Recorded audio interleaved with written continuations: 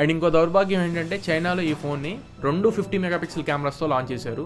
ఇండియాలో మాత్రం 50 megapixel plus 8 megapixel, చైనాలో మాత్రం 50 megapixel plus 50 megapixel.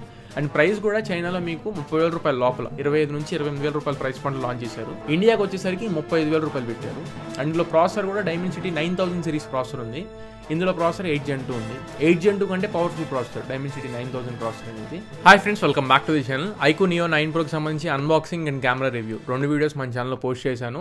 Unboxing video ఇంకా ఎవరైనా ఒకవేళ చెక్ చేయకపోతే ఒకసారి చెక్ చేయండి. అండ్ నిన్న కెమెరా రివ్యూ కూడా పోస్ట్ చేశాను, ఒకసారి ఆ వీడియో కూడా చెక్ చేయండి. ఓన్లీ దీన్ని మాత్రం డెడికేటెడ్ గా కెమెరా శాంపిల్స్ ఎలా ఉన్నాయి, కెమెరా శాంపిల్స్ కూడా మీరు ఒకసారి చెక్ చేయండి. దాదాపు 400 శాంపిల్స్ మొత్తం ఇంక్లూడ్ చేసి మీ కెమెరా రివ్యూలో పోస్ట్ చేయడం జరిగింది. ప్రతి డిపార్ట్మెంట్ లో ప్రతి లైట్ కండిషన్ లో నేను ఎక్స్ప్లెయిన్ చేశాను. ఒకసారి ఆ వీడియో చెక్ చేయకపోతే కింద డిస్క్రిప్షన్ లో ఇస్తాను, నన్ను పైన ఐకార్డ్స్ లో ఉండదు, ఒకసారి చెక్ చేయండి. ఇప్పుడు కంప్లీట్ గా నేను యూస్ చేయడం స్టార్ట్ చేసి ఎగ్జాక్ట్ గా 1 వీక్ అయితే క్రాస్ అయింది. ఈ 1 వీక్ లో నా ఎక్స్పీరియన్స్ ఏంటనేది మీతో షేర్ చేసుకుంటాను. చాలా కమెంట్స్ వచ్చినాయి, యూట్యూబ్ ఛానల్ స్టార్ట్ చేయాలనుకునే వాళ్ళు కూడా నిన్న మంచి ప్రాసెసర్ ఉంది, ఎడిటింగ్ కోసం యూస్ చేసుకుంటాం, అలానే కెమెరాస్ పర్పస్ కూడా ఉపయోగపడిద్దా అని కూడా అడిగారు. ఇంకేమాత్రం లేట్ చేయకుండా డీటెయిల్డ్ గా డిపార్ట్మెంట్ వైస్ రివ్యూని ఒకసారి చెక్ చేయండి. రివ్యూలో ఫస్ట్ మనం బాక్స్ కంటెంట్స్ గురించి మాట్లాడుకుంటే ఇందులో రావాల్సిన ప్రతి ఒక్క కేస్ కానివ్వండి, చార్జర్ కానివ్వండి, 120W చార్జర్, అందులోనూ Type-C to Type-C కేబుల్ తో వస్తుంది. సో బాక్స్ కంటెంట్స్ గురించి మనం ఎక్కడ ఆలోచించాల్సింది లేదు, ఎవ్రీథింగ్ బాక్స్ లోనే వస్తుంది. Next phone design and looks గురించి మాట్లాడుకుంటే దీంట్లో సెల్లింగ్ పాయింట్ ఒకటి ప్రాసెసర్ అయితే, 2 దీని డిజైన్ అనే చెప్పాలి. చాలా మంది దీని లెదర్ వేరియంట్ పర్చేజ్ చేయడానికి ట్రై చేస్తారు. దీంట్లో డ్యూయల్ టోన్ కలర్స్ తో వస్తుంది, వైట్ అండ్ రెడ్ కాంబినేషన్ లో మనకి లెదర్ ఫీల్ అయితే చాలా బాగుంది. అండ్ ఇది బాక్సీ ఫినిష్ తో వస్తుంది. మీ చేతిలో గ్రిప్ వైజ్ మాత్రం మనకి చాలా కంఫర్టబుల్ గా ఉంది, ఎక్కడ ఇబ్బంది లేకుండా మీరు గేమ్స్ ఆడుకోవచ్చు. And in hand feel personal గా ఇది చాలా లైట్ వెయిట్ తో వస్తుంది, 188 grams వరకే ఉంది, 5160 mAh బ్యాటరీతో వస్తుంది.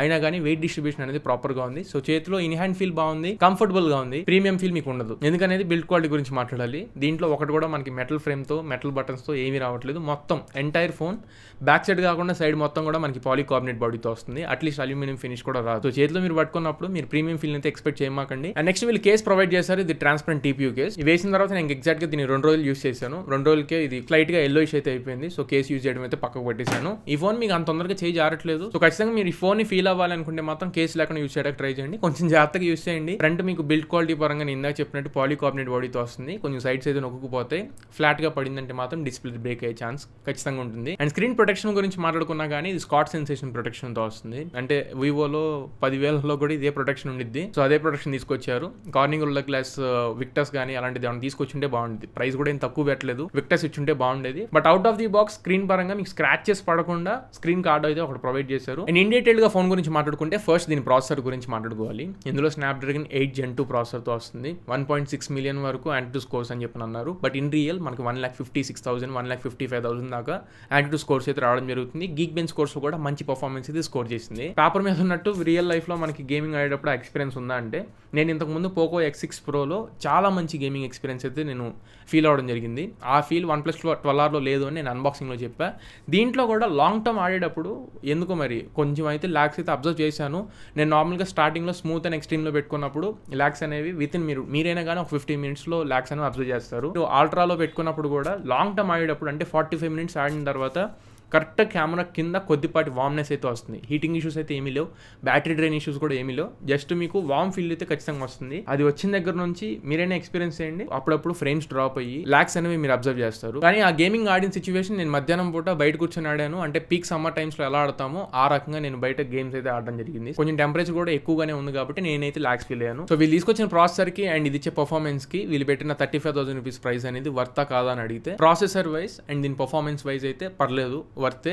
కాకపోతే దీంతో పాటు కొన్ని ఎక్స్ట్రా అడిషనల్ ఫీచర్స్ కూడా ఉండాలి. ఆ ఫీచర్స్ ఏమేమి డ్రాప్ అయ్యనే దాని గురించి నేను మాట్లాడతా. ఫస్ట్ థింగ్, నేను ఇందాక చెప్పినట్టు బిల్డ్ క్వాలిటీ. OnePlus 12Rలో మనకి మెటల్ బిల్డ్ క్వాలిటీ ఉంటుంది. దానికి కాంపిటీషన్గా తీసుకొచ్చిన దీంట్లో బిల్డ్ క్వాలిటీ కాంప్రమైజ్ చేశారు. ఆఫ్ కోర్స్ ప్రైస్ అనేది చాలా వరకు తగ్గింది కాబట్టి మనం ఆ విషయంలో కాంప్రమైజ్ అవుదాం. అండ్ నెక్స్ట్ వచ్చే ఫీచర్స్లో ఎక్కడ కాంప్రమైజ్ చేశారని చెప్తాను. అక్కడ ఖచ్చితంగా వాళ్ళు ఏ ఫీచర్ ఇచ్చుంటే బాగుండేదని దాని గురించి కూడా చెప్తాను. పర్సనల్గా ఈ ప్రాసెసర్ ఒకవేళ జనరల్ యూసేజ్కి వర్కౌట్ అవుతుందా అని చెప్పంటే, ఈ ప్రాసెసర్ జనరల్ యూసేజ్కి చాలా ఎక్కువ అని చెప్పాలి. Normal day to day life యాక్టివిటీస్లో జనరల్ పర్పస్ యూజ్ చేసుకునే వాళ్ళు కళ్ళు మూసుకొని ప్రాసెసర్ అయితే నమ్మచ్చు. నెక్స్ట్ ఇప్పుడు ర్యామ్ అండ్ రోమ్ స్టోరేజెస్. ఇందులో LPDDR5X కాన్ఫిగరేషన్ తో వస్తుంది. బేస్ వేరియంట్ 128GB తో స్టార్ట్ అవుతుంది. 256, 512GB వేరియంట్స్ కూడా ఉన్నాయి. ఇది UFS 4.0 స్టోరేజ్ టైప్ తో వస్తుంది. 128GB మాత్రం UFS 4.0 తో రావట్లేదు. వీళ్ళే క్లియర్ గా అయితే వీళ్ళు మెన్షన్ చేశారు. సేమ్ OnePlus ఫేవర్ అని చెప్పాలి. వాళ్ళు ఏం చేశారు, వీళ్ళు కూడా అది తీసుకొచ్చారు. ఇందులో LPDDR5X కాన్ఫిగరేషన్ ర్యామ్ ఉన్నా కానీ మెమరీ మేనేజ్మెంట్ లో కొద్దిగా BGMI గేమ్ లాంటిది మనకి మెమరీ అయితే ఉండట్లేదు. మళ్ళీ రీస్టార్ట్ అవుతుంది. అసలు గేమే మళ్ళీ స్టార్టింగ్ నుండి ఓపెన్ అవుతుంది. అది నేను OnePlus 12Rలో కూడా కూడా ఎక్స్పీరియన్స్ చేశాను. సేమ్ ప్రాసెసర్తో వస్తుంది అది కూడా. అందులో కూడా గేమ్ అనేది మళ్ళీ స్టార్టింగ్ నుండి లోడ్ అవుతుంది. సో ఈ హెవీ గ్రాఫిక్ యాప్స్ కాకుండా రెగ్యులర్ గా మనం యూస్ చేసుకునే మిగతా యాప్స్ అన్ని కూడా మెమరీ మేనేజ్మెంట్ లో ప్రాపర్ గానే ఉన్నాయి. అక్కడ మనకి ఇబ్బంది పడేలా అయితే లేదు. సో మల్టీ టాస్కింగ్ పరంగా పర్లేదు, థమ్స్ అప్ ఇవ్వచ్చు. ఇప్పుడు networking, signal reception and wifi speeds గురించి మాట్లాడదాం. నేను దీంట్లో జియో సిమ్ యూస్ చేశాను. దీనికి సంబంధించి కూడా నేను అన్బాక్సింగ్ లో చెప్పాను. రైట్ నో నేను ఉండే లొకాలిటీ విజయవాడలో అయితే నాకు ఎక్కడ సిగ్నల్ డ్రాప్స్ అయితే నేను ఏమి అబ్జర్వ్ చేయలేదు. వైఫై యూస్ చేసేప్పుడు మాత్రం అప్పుడప్పుడు రేంజ్ లో ఉన్నా కానీ డిస్కనెక్ట్ అవుతుంది. మిగతా డివైస్ నేను పర్సనల్ గా యూస్ చేసే ఫోన్స్ లో కానీ ఇంకెక్కడ నేను ఆ డిస్కనెక్టింగ్ ఇష్యూ అయితే ఫేస్ చేయలేదు. బట్ దీంట్లో అప్పుడప్పుడు వైఫై అయితే డిస్కనెక్ట్ అవుతుంది. ఆ ప్రాబ్లం కంప్లీట్ గా ఫోన్ దే అని చెప్పి నేను 100% చెప్పలేకపోతాను. అందుకని చెప్పి దీని పెద్ద కాన్ కింద అయితే కన్సిడర్ చేయమాకండి. అండ్ ఇప్పుడు డిస్ప్లే గురించి మాట్లాడుకుందాం. ఇక్కడ మేజర్ కాన్ 6.78 ఇంచ్ డిస్ప్లే ఇస్తున్నారు. LTPO ప్యానల్ ఇది 144 Hz రిఫ్రెష్ రేట్ కి సపోర్ట్ చేసింది. ఇందులో 3000 nits పీక్ బ్రైట్నెస్ అని చెప్తున్నారు. అది డే లైట్ కండిషన్ లో నేను చెక్ చేశాను. ఇంట్లో మీరు HDR వీడియోస్ కనుక ఒకవేళ ప్లే చేసుకుంటే నేను ఆ ఫీల్ అయితే కొంచెం ఎక్స్పీరియన్స్ చేశాను. మరి 3000 nits అంత కాకపోయినా కానీ బ్రైట్నెస్ అయితే చాలా ఎక్కువగానే చూపిస్తుందని నేను ఎక్స్పీరియన్స్ చేశాను. బట్ మీరు పీక్ సన్లైట్ లోకి వెళ్ళినప్పుడు అయితే నాకు ఆ రేంజ్ 3000 nits బ్రైట్నెస్ యాక్టివ్ అయినట్లయితే నాకు అనిపించలా. నార్మల్ గా ఒక 1300 nits 1200 nits నామినల్ బ్రైట్నెస్ నుంచి ఏవైతే ఉంటాయో వాటిని అయితే ఫీల్ అయ్యాం. 3000 nits అనేవి మనం డైరెక్ట్ సన్లైట్ లో అయితే ఉపయోగపడేలా అయితే అనిపించట్లేదు. ఇక్కడ మనం డిస్ప్లే పరంగా అబ్జర్వ్ చేయాల్సిన రెండు కాన్స్ ఏంటంటే, ఒకటి డాల్బీ విజన్ సపోర్ట్ లేదు. HDR సపోర్ట్ ఉంది, HDR10+ సపోర్ట్ ఉంది, వైడ్ 1L1 సపోర్ట్ ఉంది. మీరు అమెజాన్ ప్రైమ్ ఇట్లాంటి OTT ప్లాట్ఫామ్స్ యూజ్ చేసుకొని HD కానీ స్ట్రీమ్ చేసుకోవచ్చు. బట్ డాల్బీ విజన్ సపోర్ట్ అనేది కనపడట్లా. 30,000 రూపాయల దగ్గరలో ఉన్న ఫోన్స్ లో కూడా ఇప్పుడు డాల్బీ విజన్ అనేది ప్రొవైడ్ చేస్తున్నారు. 30,000 రూపాయల లోపల ఉన్న Redmi Note 13 Pro లో ఉంది, Poco X series లో ఉన్నాయి. అన్నింటిలో మనకి డాల్బీ విజన్ సపోర్ట్ అయితే కనబడుతుంది. అండ్ రీసెంట్ గా దీని కాంప్యూటర్ అయిన OnePlus 12R లో కూడా డాల్బీ విజన్ సపోర్ట్ అనేది కనబడుతుంది. బట్ ఇందులో డాల్బీ విజన్ సపోర్ట్ అనేది కనబడట్లేదు. మీరు ఆ ఫీచర్ యూస్ చేయకపోవడం పక్కన పెట్టండి. మీరు అంత డబ్బులు పెడుతున్నప్పుడు దాని తగ్గ ఫీచర్స్ వేరే బ్రాండ్స్ ప్రొవైడ్ చేస్తున్నప్పుడు దీంట్లో కూడా మనం ఎక్స్పెక్ట్ చేయడం అయితే తప్పులేదు. అండ్ ఈ phone in display fingerprint sensor తో వస్తుంది. Optical in display fingerprint sensor. Fingerprint sensor పంతనం అయితే చాలా బాగుంది. ఎక్కడ నేను ఫెయిల్ అవడం అయితే అబ్జర్వ్ చేయలేదు. ప్రాపర్ గా అయితే తీసుకుంటుంది. అన్లాకింగ్ స్పీడ్స్ కూడా బాగానే ఉన్నాయి. కలర్స్ ప్రకారంగా విజిబిలిటీ పరంగా మాట్లాడుకుంటే కలర్స్ అనేవి చాలా మంచిగా చూపిస్తుంది. నేను 2 ఫీచర్స్ ఆన్ చేసి పెట్టుకోమని చెప్పా అన్బాక్సింగ్ వీడియోలో. ఆ 2 ఫీచర్స్ ఖచ్చితంగా టర్న్ ఆన్ చేసి పెట్టుకోండి. ఈ ఫోన్ డిస్ప్లే ప్రాపర్ గా ఉండాలనుకుంటే ఆ 2 పాయింట్స్ ఖచ్చితంగా మీరు టర్న్ ఆన్ చేసి పెట్టుకోండి. కలర్స్ కూడా మంచి యాక్యురేట్ కలర్స్ చూపిస్తుంది. వైబ్రెంట్ కలర్స్ దీంట్లో కనబడుతున్నాయి. షార్ప్ ఉన్న ఇమేజెస్ కూడా. దీంట్లో బెజల్స్ కూడా చాలా థిన్నర్ బెజల్స్ ఉన్నాయి. సైడ్స్ కూడా మీకు ఎక్కడ మీరు డిస్టర్బ్ అవ్వరు. అలానే మల్టీమీడియా గురించి మాట్లాడుకుంటున్నాం కాబట్టి దీనిలో స్పీకర్స్ గురించి కూడా మాట్లాడాలి. ఇందులో స్టీరియో స్పీకర్స్ సపోర్ట్ ఉంది.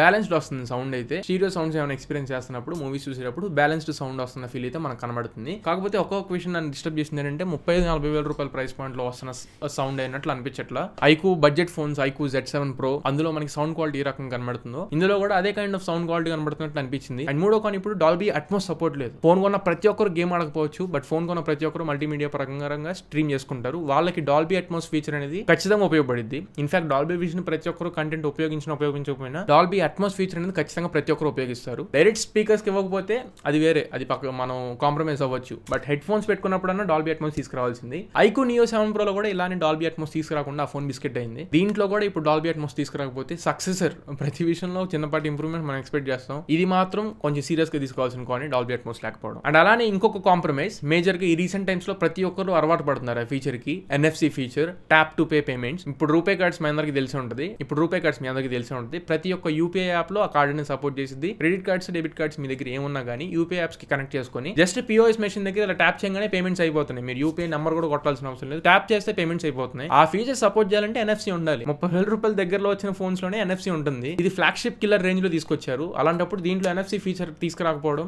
అది ఎంత వరకు కరెక్ట్ అనేది నాకు అర్థం కావట్లేదు. ఐక్యూ నియో 7 Pro లో కూడా చాలా మంది కామెంట్స్ చేశారు నా వీడియో కింద NFC ఫీచర్ ఉందా అని. ప్రతి ఒక్కరికి చెప్పలేదని.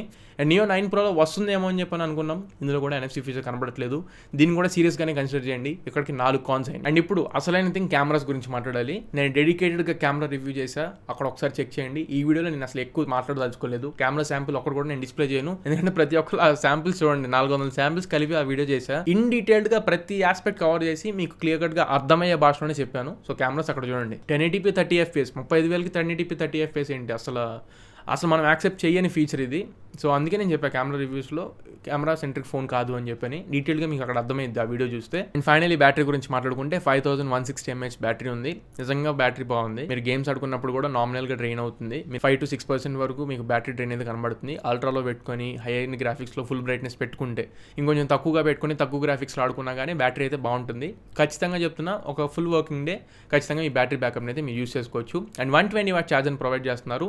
నాకు ఎగ్జాక్ట్లీ 30 minutesలో ఫుల్ ఛార్జ్ అయిపోయింది. 0 to 100% ఎగ్జాక్ట్గా 30 మినిట్స్ 29 నుంచి 30 మినిట్స్లో ఫుల్ ఛార్జ్ అయిపోయింది. సో బ్యాటరీ పరంగా ఛార్జింగ్ విషయంలో నాకు ఎక్కడ 1% కూడా కాన్ అనిపించలేదు. FunTouchOS 14తో వస్తుంది, based on Android 14.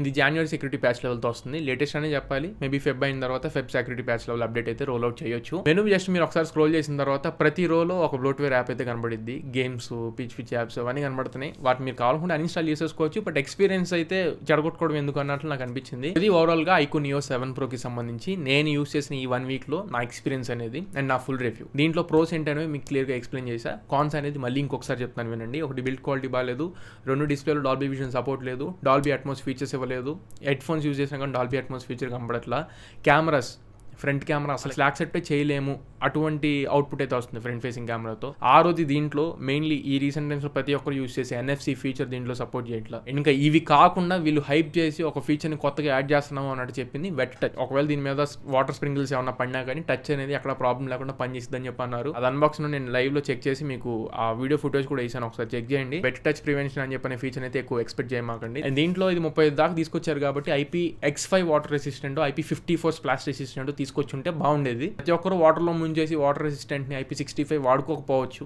But minimum splashes అయితే ఖచ్చితంగా వాడతారు. ప్రతి ఒక్కరు వాన్లో ఫోన్ యూస్ చేసే సిచ్యువేషన్ అయితే వచ్చింది. సో IP54 స్ప్లాషెస్ తీసుకొచ్చుంటే బాగుండేది. 35,000 రూపాయల్లో ఈ 6-7 నేను కాన్స్ ఏవైతే చెప్పాను ఈ ఫీచర్స్ లేనప్పుడు ఈ ఫోన్కి ప్రాపర్గా పెట్టాల్సిన ప్రైస్ 32,000 33,000 రూపాయలు అయితే ఆ ఫీచర్స్ తగ్గినా కానీ మనం కన్సిడర్ చేసి ఉండేవాళ్ళం. దీంట్లో మెయిన్ ఇంపార్టెంట్గా కెమెరాస్ చూసిన తర్వాత నాకు 35,000 రూపాయలు పెట్టాలి అని అయితే నాకు అనిపించలా. కాంప్రమైజెస్ ఉన్నాయి. వీళ్ళు తక్కువ ప్రైస్ పాయింట్లు తీసుకొచ్చేసి బెదరగొట్టారు అని చెప్పి పబ్లిషింగ్ చేసుకుంటున్నారు, మార్కెటింగ్ చేసుకుంటున్నారు. కానీ దీని ప్రాపర్ ప్రైస్ అయితే నేను నా చేతిలో వచ్చిన తర్వాత నేను ఎక్స్పీరియన్స్ చేసిన దాని ప్రకారం 33,000 రూపాయలు పెట్టండి అంతే, అంతకు మించి అయితే పెట్టమాకండి. ఇది ఫ్రెండ్స్ ఓవరాల్గా iQOO Neo 9 Proకి సంబంధించి నా పర్సనల్ కంప్లీట్ రివ్యూ.